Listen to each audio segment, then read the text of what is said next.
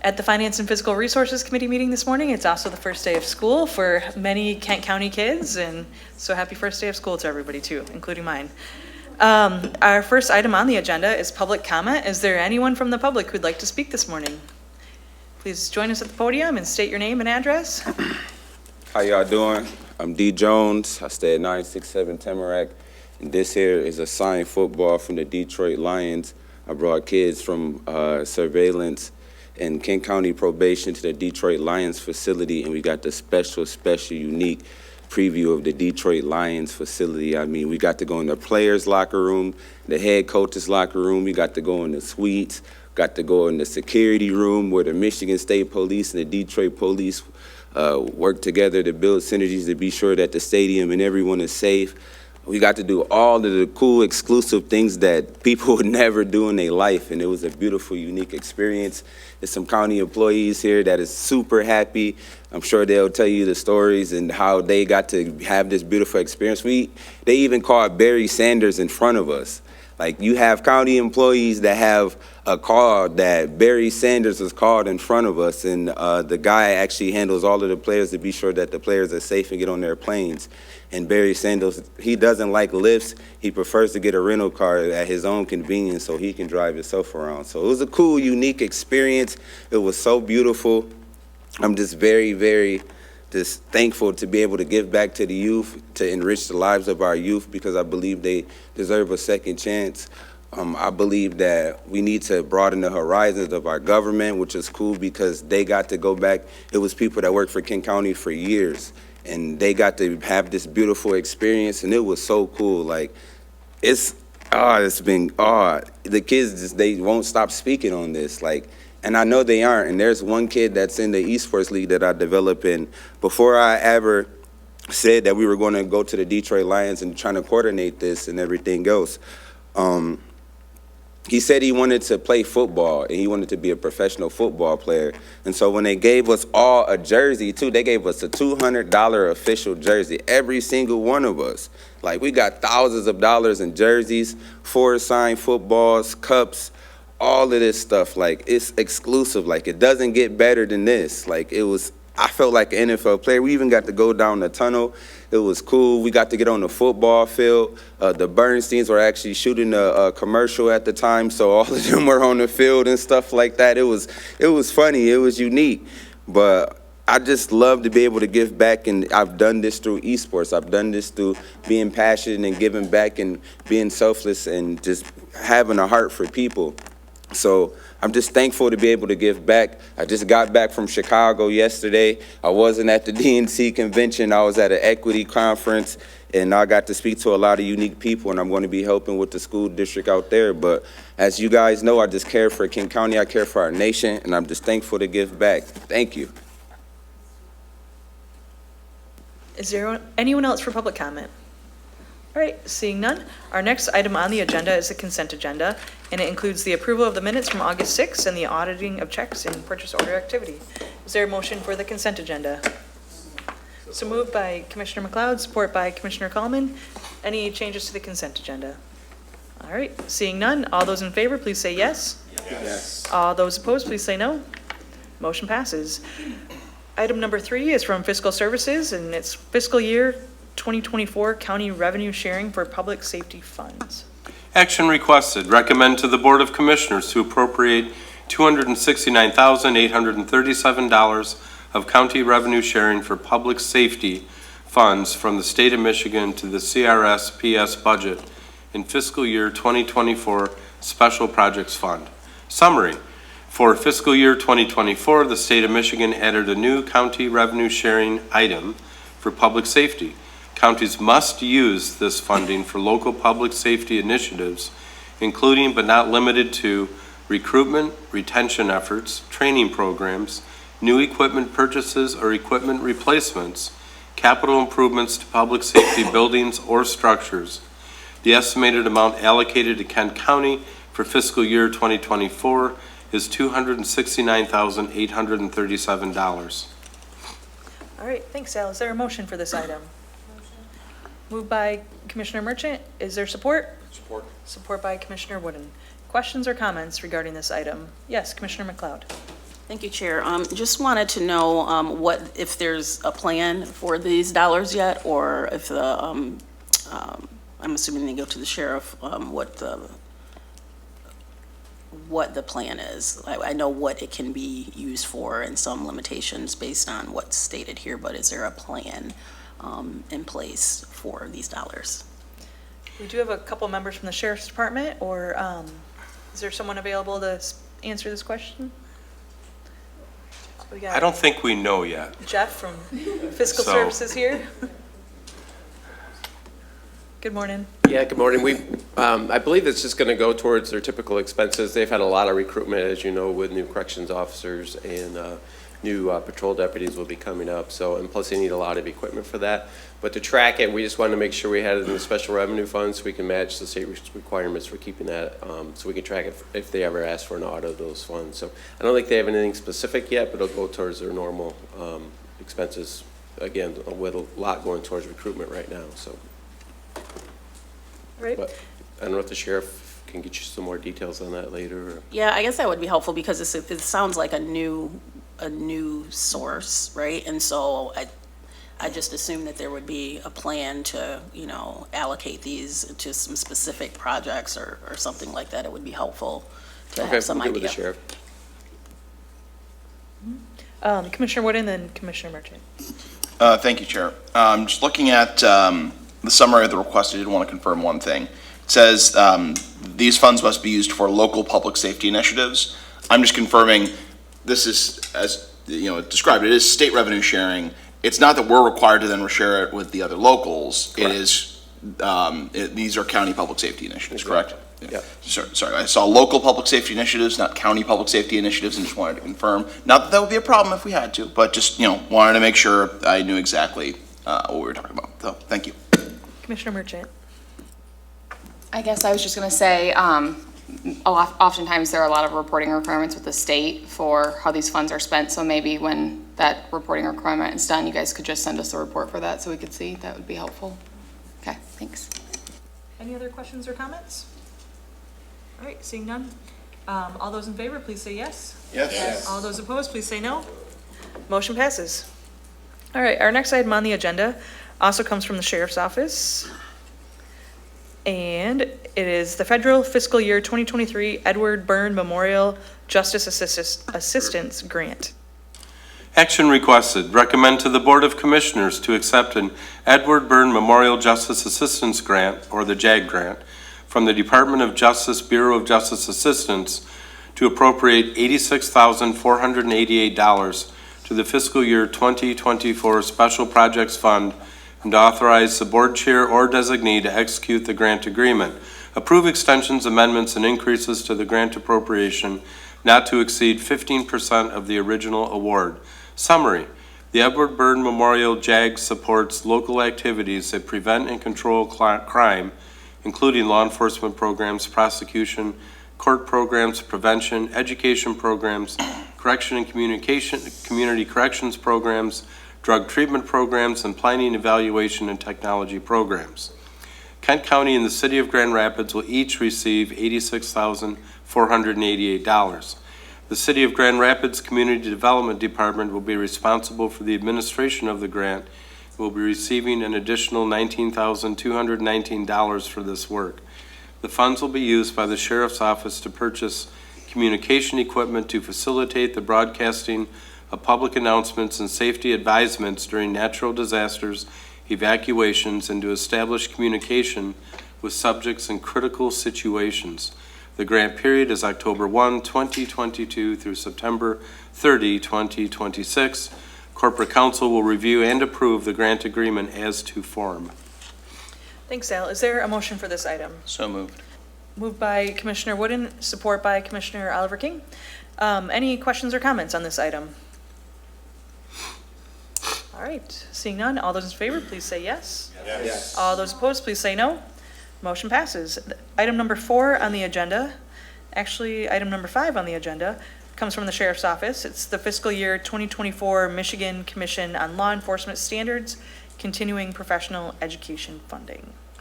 Action requested.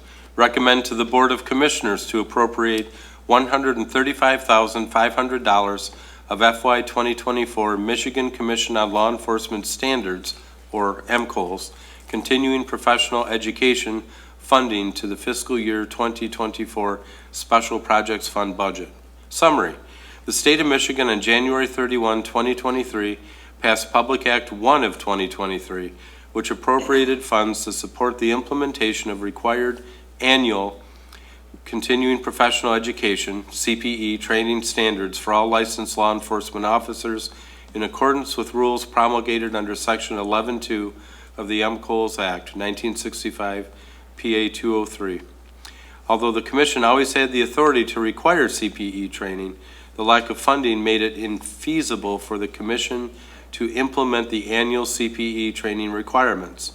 With the appropriated funding, MCOLS recently finalized its plan and is now implementing a 3-year pilot program beginning in fiscal year 2024 and is providing funding in the amount of $500 per MCOLS certified officer. The Sheriff's Officer has recently received these funds in the amount of $135,500. All right, thanks, Sal. Is there a motion for this item? Moved by Commissioner McLeod. Is there support? Support by Commissioner Oliver King. Questions or comments on this item? Yes, Commissioner McLeod. Thank you, Chair. So this is great that there's finally some funding to support this. I just wondered how many officers are certified, because this grant or this funding only provides funding for about 270 trainings, 270 officers. So just wondering what type of impact this will make on the larger force within the Sheriff's Office. Good Hi, morning. I'm Jason Kelly. I'm Chief Deputy with the Sheriff's Office, and that is approximately how many MCOLS certified officers we have. So we have corrections officers who aren't part of MCOLS. MCOLS are deputies that have gone through an MCOLS Police Academy. So obviously that fluctuates from time to time, and some of our MCOLS deputies are in corrections as well, so this will apply to them as well. Okay, so I'm assuming then that the application that was budgeted for. Yes. And the second year, it looks like the amount doubles. Yes. And so are you scaling up then the number of officers that will be certified or licensed, or what's the reasoning behind that? Well, we can only apply for the funds as we have those deputies. So for example, when we have 14 additional deputies next year that was budgeted for, we can apply for the 500 per those 14, but we can't apply for anticipated. So just so that I'm clear, the funding for the second year of the pilot is for all of the officers that were trained the first year, plus another year of increase for the officers that have been hired or licensed since that time? Yes, so any number we would have over that next year, we would then be compensated for them. Okay, sounds good. Thank you. All right, thank you. Any other questions or comments on this item? All right, thanks. All those in favor, please say yes. Yes. All those opposed, please say no.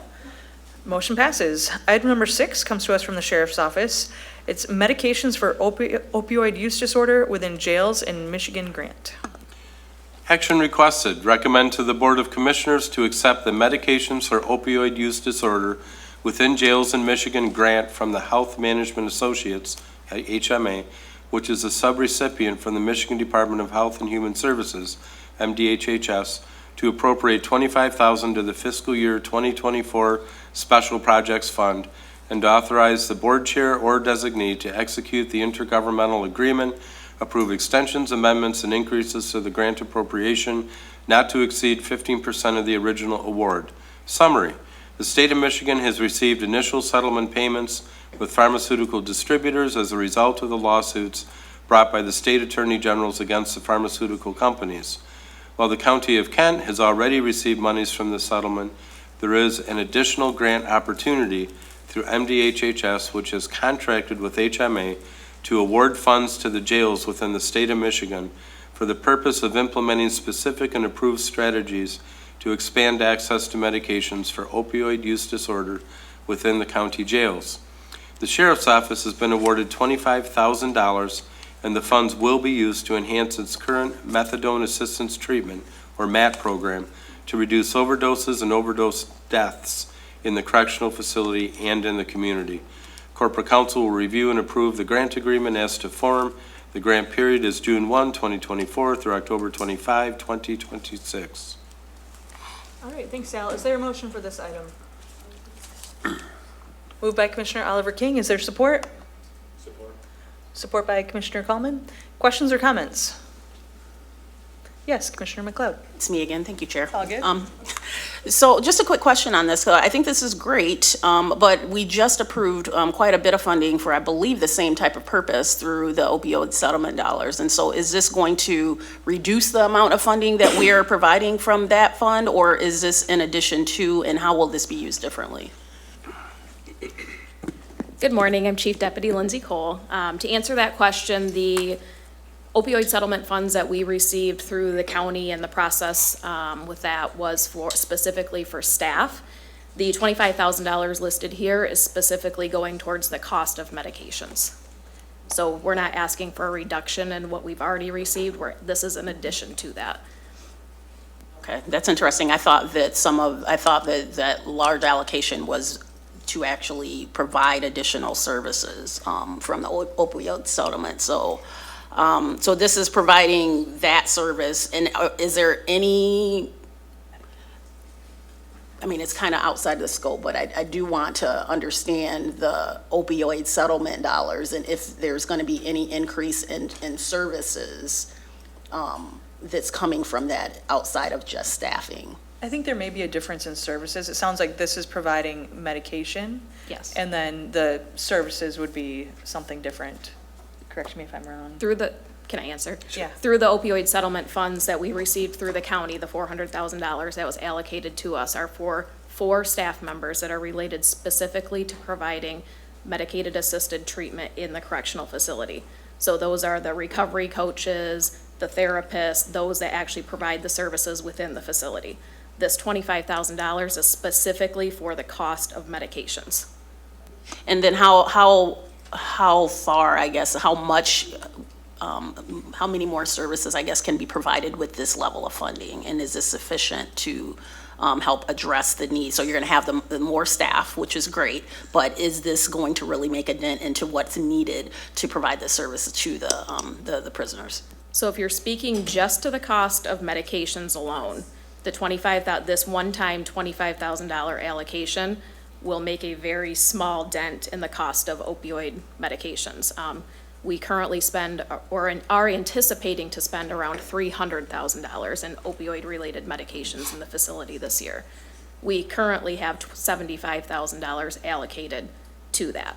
So this will make a difference in this year, but for years to come, there will be a gap there that we'll be looking to address. And so how do you all then prioritize the needs of those that need the services if you've only got a third of the funding that's needed to provide it? Through opportunities like this, we continue to look through what grants are available for us to cover those costs. We partner with Network 180 and other community-related organizations to kind of fill those gaps as they come about. But their sustainability is something that we talk about all the time and we constantly are planning for. And then one final question. So the opioid settlement dollars are providing staff to support these efforts of providing the medication treatment. But is that the chicken before the egg, right? Because if you guys don't have the funding to provide the medication, what good is a position's going to do? So Network 180 currently funds the remainder of the staff and the remainder of the cost of the medications.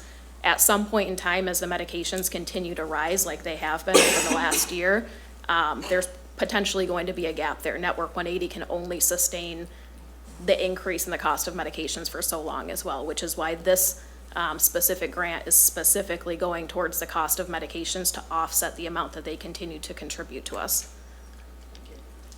All right, any other questions or comments? Seeing none. Thanks, Lindsay. All those in favor, please say yes. Yes. All those opposed, please say no. Motion passes. That brings us to item number 7, which is financial status report. And Jeff, it sounds like you're the one to run the show I am there. back up. Good morning again. So we're already through third quarter. This was through June with our new fiscal year. So again, we left out the comparison to last quarters due to the change of fiscal year, but starting with the first quarter in 24-5. we'll add back that quarterly comparison. So if you go through this report, on page 2, you can show we're showing a deficit of $67.7 million so far year-to-date. It's not unusual, given our taxes come in primarily in the next 6 weeks. You can see we've collected about $20.7 million in taxes. I looked it up last year, and we collected over $90 million in the last month or so. So it's not not abnormal to see that number. So while it looks bad, really we're not concerned, and we continue to track it. On page 3, this is a different presentation. The revenues are the same, but you can see the expenses by department. We again continue to track all of the departments to make sure that they are staying within budget. Page 4, that's the same numbers as previous quarters. We compute that once per year due to all the accruals. So $108 million is what we finished in fund balance at the end of '23, our fiscal year end. On page 5, this looks a little concerning as well. You can see we have 18 days of cash reserves and coverage, which is a lot smaller than typical. And if you look at the chart on page 6, you can also see that green line where it takes a big dip. And what we discovered is typically in previous years, we do all of our capital transfers in the third quarter, so we went ahead and processed those the same this year, which we did it before our big revenue stream came in. So we're going to adjust next year and make those transfers in the fourth quarter so that we won't see this severe reduction. Still, we have plenty of cash to operate, but it did show a good reason why we have the reserves we do to go make our cash last throughout the year. So that should bounce back next quarter. And then the last page, again, we always include the lodging excise tax. We did budget a $4 million loss in the fund this year. It's currently at an $8.5 million loss because of the bond payment in December, early in the year, but we do expect that to meet budget. So with that, I'd be happy to answer any questions. All right, thanks, Jeff. Any questions? Commissioner McLeod? Oh, Commissioner Green. Thank you, Chair and Commissioner McLeod. Jeff, just a quick question that I likely should have the answer to, but I don't. So when I pay my property taxes to my township, how quickly is it that the county's piece of that gets to the county? Does that kind of vary from municipality, or I was just interested to hear that that's all going to be coming to you guys in that kind of 6-week, time period around when they're due. So how quickly does that turnaround happen? I don't do the collection of the taxes. That's down in Treasurer. I'm trying to remember from my old days of Rockford, which was a while ago now. I believe we sent them every 2 weeks in once we collected them, but I can double check on that with the Treasurer if you'd like to know. I was just curious. It's pretty about how quick. Yeah, okay. It's pretty quick turnaround. Okay, Yeah, thanks, Jeff. Commissioner McLeod, did you have a question? Yes. Thank you. So just a quick question about the numbers that are on page 2 and then 3 as well, because it kind of seems to travel over. Could you give some give some detail on what the other category is for, yes, the general operating fund, page 2, and then page 3, because both of them seem to be out of whack with what the budget is, and just wondering what that is. Are you talking other revenue or? In the expenditure categories on both pages, there's a other category. On page 2, it's the variance is, the change is about negative 67.5%. And then on page 3, it seems to be the expenses are way over what they would, what's been budgeted. So I'm just trying to understand what those are. So page 2, you're in the transfer out category, and you can see the budget last year was 10.4 million. And this year it was 3.4 million, so that other category reduced significantly from the previous year's budget. And I'd have to get the details on what that all goes to. But that's why there's a significant variance there. Quarterly, the actual year-to-date 2.7 million is in line with what the budget is. So there's not a concern, it was just a difference in transfers year-to-year. Does that make sense? So is that transfers, or is that a compilation of other things? Because you have a transfers line, so what is that? The transfers out includes all of those items below. So child care fund, health care fund, transfers out is a heading for that, and then all of those transfers are underneath it are where that money goes. I get it, but there's a Okay. whole other category that's quite large that I'm just trying to understand what that is. Again, I'll have to get the details on what the 3.4 budget is, on which particular funds that's going to. Okay. I believe, I'll verify, but I think the large amount, 10.4, had something to do with our ARPA funding transferring out to a special revenue fund, but I'll get the details on that. All right, any other questions or comments? Commissioner Green? I think, Commissioner McLeod, I don't want to put words in your mouth, but I think you might have been looking at the other expenditure on the third quarter, the second page that you were referring to? Yes. Yeah. Can you provide some clarification on that, Jeff? Because on page 3, when we're looking at third quarter, I think that's what Commissioner McLeod was referring to, where we have a line for other and a line for transfers out under expenditures. Oh, the 322% increase? Yeah. From 622. Again, that's a huge budget difference, but I'll get the details on both of those for you, yeah. It is in line with budget. But transfers, obviously, and other can vary year to year significantly, so I'll get those details. Thanks, Jeff. Thank you. Any questions or comments? All right. Thanks for the report. Sure. And we look forward to hearing the further information. Okay. All right, our next item on the agenda is Commissioner Miscellaneous. Is there any Commissioner Miscellaneous? No. Commissioner Green? I don't like to do the political type speeches in committee, but anybody that's heading back to school this week, we wish the students, the parents, the support staff, teachers, and all others a successful and safe school year. All right, any other comments? All right, seeing none, our next meeting is September 3 at 8:30 a.m. We'll see you then.